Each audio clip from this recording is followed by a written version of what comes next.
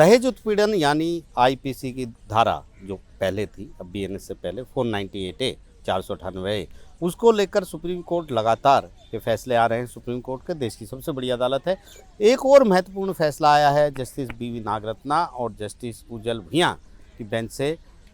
वो जजमेंट काफ़ी अहम है, वो फैसला काफ़ी अहम है, जिसमें लंबी देरी के बाद अगर शिकायत करती है कोई महिला अपने पति या ससुराल वालों के खिलाफ दहेज प्रताड़ना को लेकर, तो उस पर क्या इम्पैक्ट पड़ता है, ये एक महत्वपूर्ण जजमेंट आया है। हमारे साथ संजय पाठक जो सुप्रीम कोर्ट के एडवोकेट और रिकॉर्ड भी हैं, उनसे हम जानेंगे। सर, कैसे समझे इस फैसले को? देखिए, इस केस के फैक्ट्स बड़े इंटरेस्टिंग हैं। 2017 में शादी हुई थी। 2023 में एक एफआईआर दर्ज कराई जाती है जिसमें कहा जाता है कि मेरे साथ ससुराल वालों ने मारपीट की, मेरी ननद ने मारपीट की, मेरे सास ससुर ने मारपीट की, जिसके कारण मेरा गर्भपात हो गया और इन्होंने 8 लाख रुपए दहेज की मांग की, कार की मांग की और एक एफआईआर दर्ज हो जाती है खेरी ज़िले में। उसके बाद जिनके खिलाफ एफआईआर दर्ज हुई थी वो इलाहाबाद हाई कोर्ट गए, वहाँ पर उनको रिलीफ नहीं मिली, तो ये मामला सुप्रीम कोर्ट आया।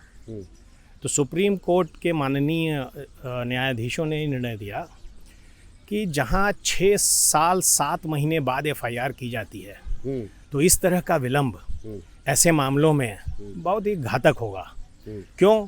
क्योंकि जहाँ पति पत्नी या मैट्रिमोनियल डिस्प्यूट वाले विवाद हैं, इनमें जो भी एविडेंस होंगे, जो भी सबूत होंगे, वो बहुत पर्सनल नेचर के होंगे और आमतौर पे चीज़ें घरों में और वहाँ पर होंगी।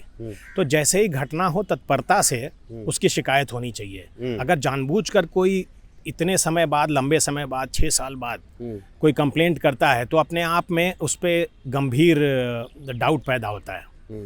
दूसरी बात, सुप्रीम कोर्ट ने ये कही कि आमतौर पे खाली लिख दिया जाता है कि मेरे साथ मारपीट की गई और मेरे साथ ये डिमांड की गई, मेरे साथ अत्याचार किया गया, परंतु इसका कोई भी सबूत नहीं होता है। इस मामले में भी सुप्रीम कोर्ट ने कहा कि ना तो कोई एमएलसी थी यानी मेडिको लीगल रिपोर्ट, ना ही कोई और अन्य सबूत दिया जिससे ये लग पाए कि हाँ दहेज की मांग हुई थी या मारपीट हुई थी। और फिर आपने अपने 71 साल की सास, 73 साल के ससुर और अपनी ननद जो कि एक प्रोफेसर हैं, उसका नाम भी आपने ऐसे ही डाल दिया।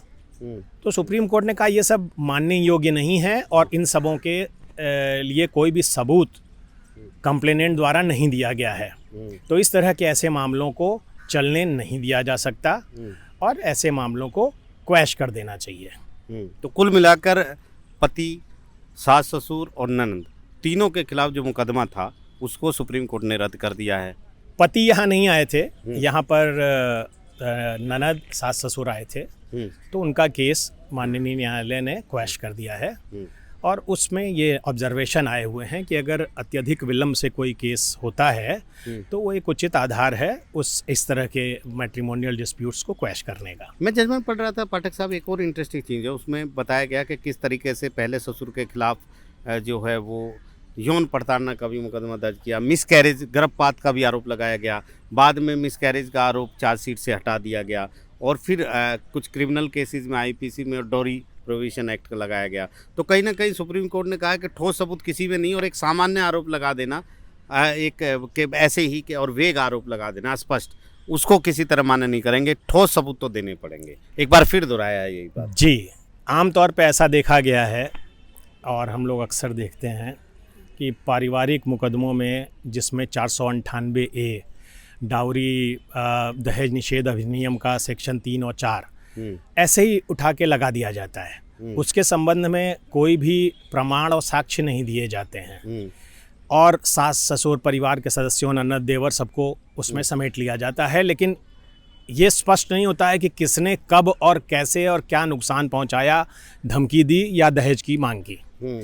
सुप्रीम कोर्ट पहले भी कह चुका है कि जब तक इस तरह के मामलों में जिसके खिलाफ आरोप है उसका आप रोल नहीं बताते हैं स्पेसिफिक कि किस व्यक्ति ने क्या किया था, तो इस तरह के सिर्फ आरोपों को आधार पर मुकदमा चलाया जाना न्याय संगत नहीं है।